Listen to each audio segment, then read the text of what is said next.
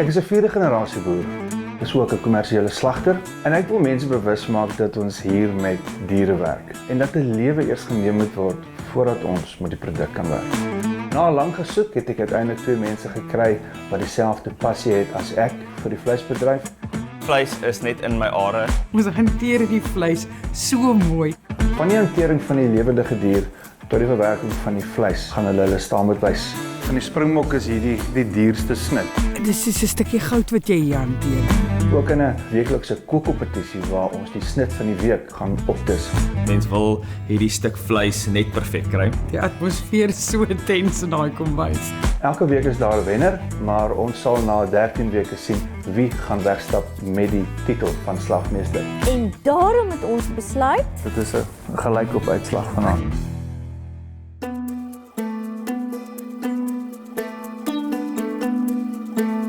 Right julle, ons vleisreis sal onvoltooid wees as ons nie pluimvee behandel nie. Dis wat 'n vleissoort aanbetref, Afrika se stapelvoedsel. Hoekom ek ook graag wil hê ons hoender moet behandel is omdat daar weer 'n nuwe stel vaardighede van jou op die proef gestel gaan word. Hoender is 'n lekker veelsidige produk, jy kan 'n klomp verskillende goed daarmee doen en om daai rede kon ek nie wag om vir Fatima Silo van Kaap Curry en Koesesters te nooi vir vandag se uitdaging en julle gaan nou uitvind spesifiek hoekom. Fatima, sy is die curry queen. Iets so 'n hartjie begin klop, so baie vinnig en ek het so ligte sweetjie uitgeslaan want om haar te impress dink ek moet ek nog ons my storie ken vandag. Fatima, vir jou assosieer ek met een reg Suid-Afrikaanse dis waaroor ek mal is. Asseblief sê vir hulle, wat is vandag se uitdaging? Ek kan hoender heel week eet. Aandete, breakfast, lunch, second breakfast, maakie saakie. Die uitdaging vandag is 'n lekker curry. Maar nie enige hoender curry nie, Cape Malay. Eksoties, speserye, woema, jy bring dit in. Jy moet 'n gevoel insit, dan moet 'n storie wees wat ek ook wil proe. Ja. Nie net die kosie. Dit is regtig 'n Suid-Afrikaanse dis. Ek is opgewonde om te maak. Ek hou van die prik van 'n curry. Ek sien baie uit en ja, ons gaan nou 'n bietjie hoender bewerk. So ek challenge vir julle nie. Proudly South African dish. En op die spel vanaand is daar 'n volledige stel speserye vir die persoon wat die beste curry vir ons voorberei. Is julle ready? Ja, ek is baie lief vir curry. Ek voel dit. Ek voel ek kry hoendervelle. Ja. Sit dit daar, Fatima. Right. Maar voor dit kan gebeur, moet ons eers plaas toe gaan. Fatima, ons sal jou later vanaand sien waar ons dan daai curry kan beoordeel. Ons drietjie sal met opskit, want dit is 'n entjie se ry.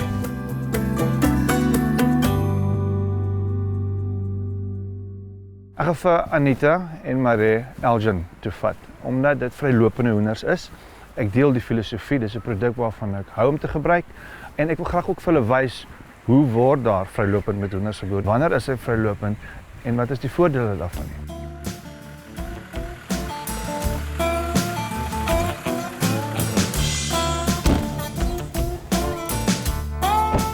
Hallo John, Anita en Hallo. Marie. Hallo, ek is Marie. Ons het nou net vir Jan ontmoet. Sy is die vrou wat aan die stuur is hierso van Elgin Free Range Chicken.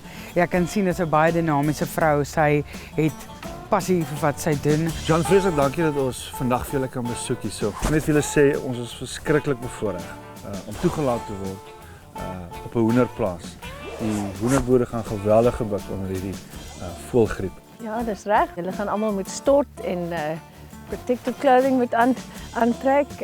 Nee, regtig. Ja, eintlik. En asseblief instort is alles, hare, alles was. Wat moet jy maak? Ons moet nou maar nat kop hier rondloop en sonder make-up, maar dit is hoe ernstig dit is. Ek het nou net daar gewas en make-up opgedoen. Ek gaan soos 'n valhoender. Gaan ons stort. Ladies first.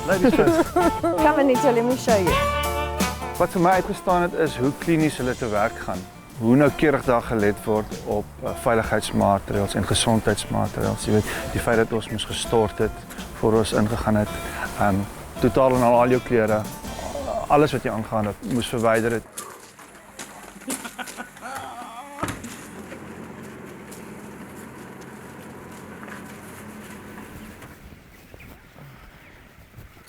So Jean, wat maak hoenders vrylopend? Vir ons die belangrikste is om die hoender die mees natuurlikste leefstyl te gee our motto is a stress-free life. So hulle moet nie te veel voels bo op mekaar wees nie. Hulle moet goeie ventilasie hê, goeie kos kry.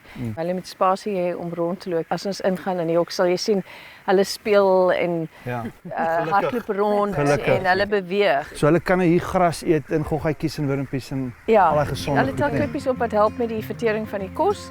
Hulle kan gras eet buite. Op die oomblik het ons nou hierdie strukture opgesit om die wilde voëls uit te hou en om ons te beskerm teen voëlgriep. En sê vir my Jean, hoe lank sal 'n hoender hier moet spandeer voor hy markgereed is? Vandat ons hulle in die hok sit, omtrent 38 dae. In die somer groei hulle vinniger, want hulle gebruik minder van hulle kos vir energie om warm te bly. So ons het so 'n verskil van 3 tot 4 dae in winter en somer. Vandag was basies vir my 'n opsomming geweest van waaroor gaan hierdie hele free range ding. Almal, party mense skiet dit af, ander sê ag is net 'n dier, dit is nie so nie. Weet jy wat, die realiteit is dit is so. As jy nou hierdie hok gelewer het aan die slagpale, wat gebeur daarna op die plaas? Een van ons grootste wenresepte is dat ons 'n 2 weke downtime het waar daar geen voëls is en ons maak heeltemal skoon sodat alle biological loading op die plaas verwyder word. Okay. En dan as ons weer daguitkykens plaas, is daar geen challenge aan die kykentjies met siektes nie. En dis hoe ons nou vir die laaste 20 jaar sonder antibiotika kan boer. Sê vir my Jean, kan ons binne toe gaan en gaan kyk hoe lyk dit binne die hok? Ja, seker. Okay.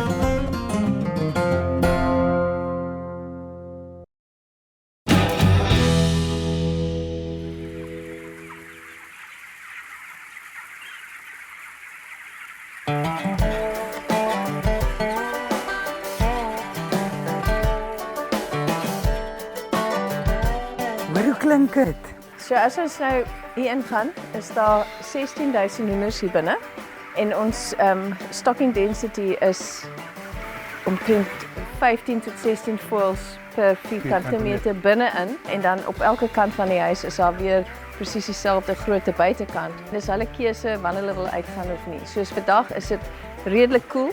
Hulle is jonk, so hulle vere is nog nie ontwikkel nie, maar sodra hulle ouer raak, leer hulle om ver uit te gaan. Saans kom hulle self weer terug. Om te kom kiep. Yeah, one of our philosophies is they must sleep at night. So die ligte is af in die aand, waar baie mense die ligte aanhou sodat hulle heeltyd sal eet en vinniger groei. Hulle lê en hulle skrop en hulle speel en hulle drink water en hulle gaan te kere. So ek dink regtig hierdie hoenders is gelukkig waar hulle is. Hierdie voerbakke, hoeveel hoenders per voerbak? 15 hoenders per bak.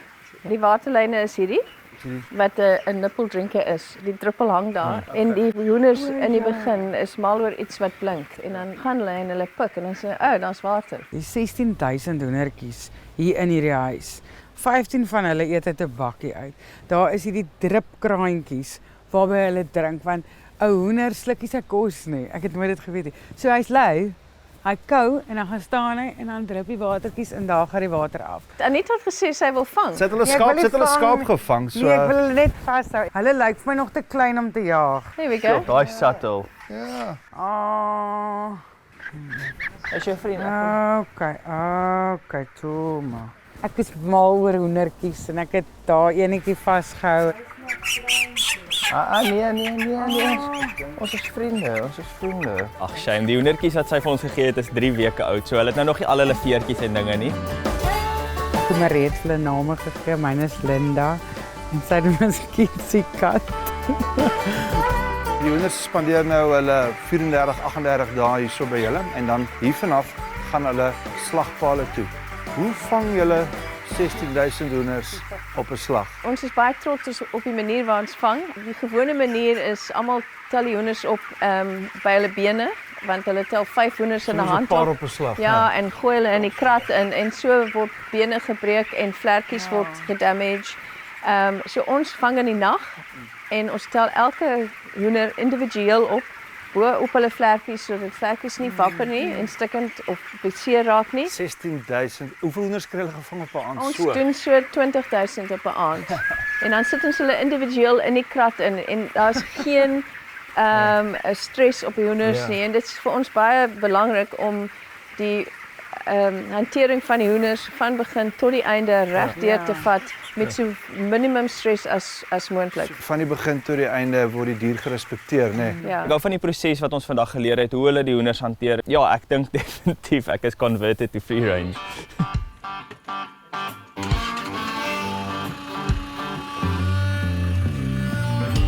Goed julle, hierso het ons nou 3 vrylopende hoenders. Dis nou weer 'n trappie op van die tipe ontbeening wat julle tot nou toe al gedoen het. Dis bietjie fyner werk, meer delikaat, so 'n goeie uitdaging. Ja. Voor ons wegval, kom ek wys of julle net die primêre snitte. Hierso het ons die vlerkie, hierso het ons die duitjie en die boutjie.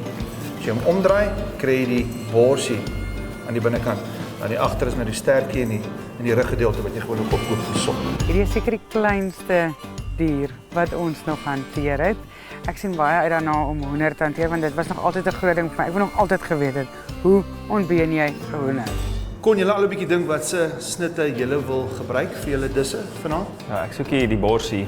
Hy moet ontbeen wees vir my. Ontbeende borsie. Goed. Ja, Anita? Ek dink ek wil gaan vir die duitjie en die bout. Baie lekker vleisies Ja. teen aan die been, hè? Yes. Goed.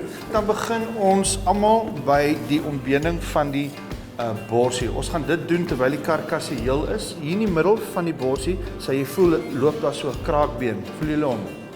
Sy kroppie. So ons gaan net deur die vel 'n ligte snit maak op daai kraakbeen. Aan die regterkant of die linkerkant van daai kraakbeen gaan jy nou deursny. En ons wil soveel as moontlik vleis natuurlik van die been af kry, né? So jy sny deur totdat jy voel jy's teen been, jou wensbeentjie sit daar in die middel daarbo. Okay, so kom ons werk net by die mes se punt rondom hom.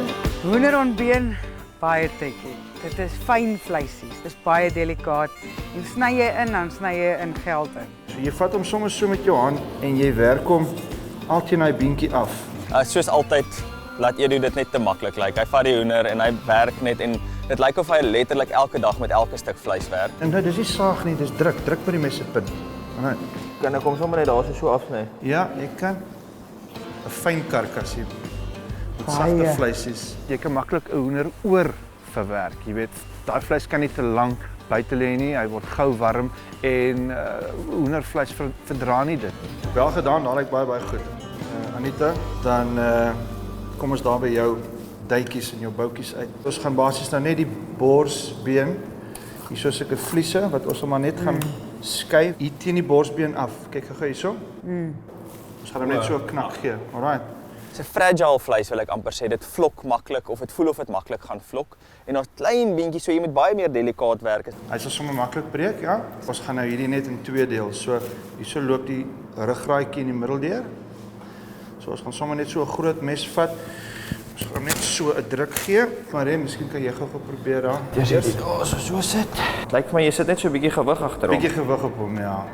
Maar is nie net bietjie gewig nie. Probeer dit vir my net sê. Ja, wel. Trek ek jy miskien by my af. Das sy. Sterkte en geniet. Das sy. Okay. Ons wil mos nou die duitjies en boutjies ontbeen, né?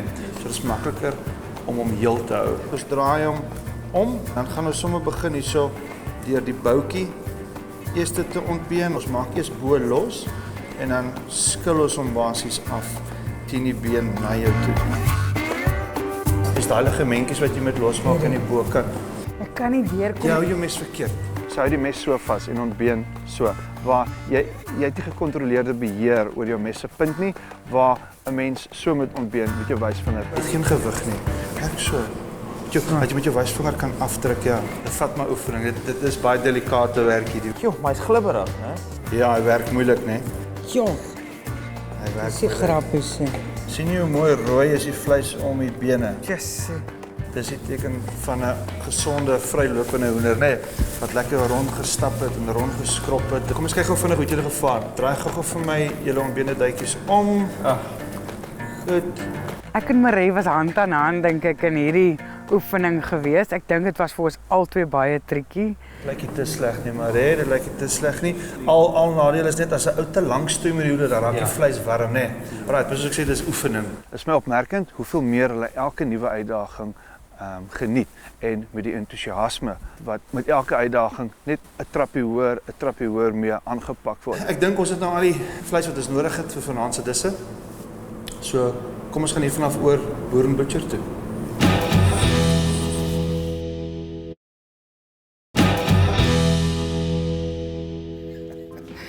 Yes, die hoender. Pragtig. Kyk hoe mooi. Kyk daar, Dit lyk mooi, hè? vars van die plaas. Het julle dit gedebone? Yes. Okay, my baie belangrike wenk is om as jy 'n curry maak, enige vleis of hoender, los van die bene in, want dit gee 'n totally different flavor profile. Die depth gaan net so hoog. Maar ek sien hier soos die vlekkies, so miskien is julle gesave. Ja. En my golden rule is vat jou tyd by die begin met die eifies en jou speserye met die jale. Moenie haastig wees nie. Die haastigheid kan later kom. En onthou, daar's ons die prys vir vanaand se wenner wat vir ons die beste curry voorsit. Ek en Fatima kan nie meer wag nie. Ons is honger. So asseblief as julle in die kombuis kan aan die werk spring. Kom, ons gaan. Ek dink my grootste uitdaging is dat my geure nie gaan meng nie. Dat dit nie reg gaan uitkom nie. Ek het al hordes curry gekook. Maar as jy hier kom, is 'n ander ballgame. Ja. As jy help my nie, okay, it's fine. Ek net baie vinnig nou verander hoor. Ek wil graag my spices wen. Ja, okay, maar dis nou genoeg. Lekker kook. Okay, Marie. Ek gaan eers my eie, my knoffel en my gemmer vat en dan gaan ek baie fyn sny. Soos Piet my geleer het. Baie mooi. Hallo my maatjies. Yes, dear. Ek sien julle is besig met die eifies te sny. Vir 'n hoendercurry, my wenk vir julle twee is sny die eifies lekker klein. Dis die triek vir 'n kwaai curry. Jy sien nie die eie nie, jy sien nie te kry. Fyner hoe beter. Ek was besig om eie te sny, rof en net so. Toe kom sy dis sê nee. Nog kleiner. Ek gaan nou basies al my harde speserytjies eers bygooi. Het ons 'n rasper? Ja, maar ek het hom wegsteek want ek gaan hom eers gebruik. Die atmosfeer het aansienlik verander in die kombuis. Ons is nou hier vir 'n kompetisie. Cinnamon, cinnamon. Jy moet so kop hou want hier is so baie verskillende goed wat hier Eure en ingaan. dinge, ja. Dan vergeet jy iets en dan hoe dan? Veral die Cape curry, dit is 'n eenvoudige dis, die spices en die goed moet net reg wees. Mens moenie te veel variasietjies en dingetjies hê nie. Moet lekker wees. So ek gaan dit eenvoudig hou. Ek het nou olie in die pan gegooi, my eie, dan gooi ek my hoenderstukkies in. Dit is regtig waar, dit maak 'n groot verskil as jy mooi hoender het. Ek moet nou net onthou nie om my oë of enige ander sensitiewe dele te vat nie. Die kleur. Sorry Anita, dis die geluid wat jy voor gesoek het net nou. Dit is die mooiste bors fillets wat ek in my lewe al gesien het. Hoeveel is 600 As jy gram? weights in die gym rondgooi, né? Dankie. Ek moet een baie dankie. Hoeveel weeg jou 1 kilo wat jy optel? Kyk, ek's gewoond aan 25s en dis waarmee ek opwarm. Ek het nou al my bestanddele tot 'n simmer gebring en die hoender moet nou ingaan en dan gaan ek die deksel ophou vir 20 tot 30 minute. Soos jy daai curry kook, so begin al die flavours trou met mekaar. So stadig maar seker. Ek weet nie of dit baie Malay is hier nie, maar ek kan nie sonder dit nie. Wat so wildvreemde goed is die? Dis Is volksvreemd. dit jou Sunset slaaitjie? Ja. OK. Kom ons gee vir hulle kos. Okay, Marie. Ek hou mos van 'n sousie.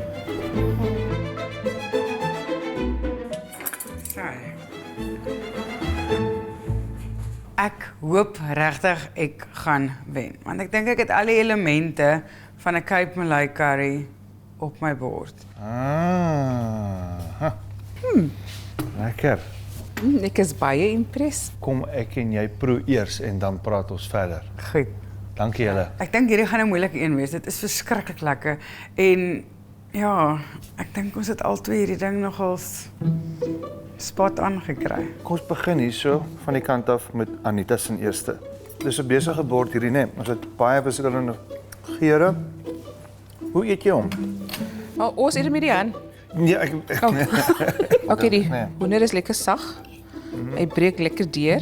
Maar okay. Soetigheid, né? Jy kan proe die different laag van die speserye. Sy neem my op 'n journey met haar kos, verstaan? Anita het 'n pragtige dis voorgesit. Miskien vir my dalk gegrens aan te besig, want die curry was reeds soet en sy het nog extra bladjang ook op die kant gehad. Goed, dan daai kan dit ons nou maar res, né? Dis 'n bietjie meer plain. Ek gaan in, maar ek sien dan nog die eiwe hier in. Hier hulle gesê, ek sou nie eiwe nie, but anyways. Sene. Kom ons proe. Jy het mos nog gepraat. Okay. Dis baie verskillend. Dit het ander soorte herbs. Ek het gevra vir kaapsmelei.